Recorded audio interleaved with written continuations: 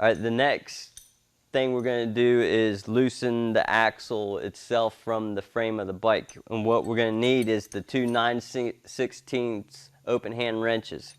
And what we're going to do is loosen the chain adjuster bolt so that the axle is free from the frame, enabling me to punch the axle through the rim and the frame itself. Alright, so what we're going to do is get your 9/16 on both sides of these bolts.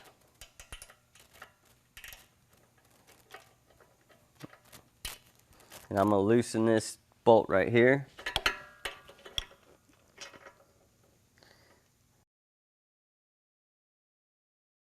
Now that I got the chain adjuster bolt loosened, I need to go on the other side of the bike and do the same exact thing. Alright, this bolt on this side of the axle is a little rusted, so what I'm going to do is use a little WD-40 on it to free up the rust from the bolt. And that's how you loosen the chain adjuster bolt.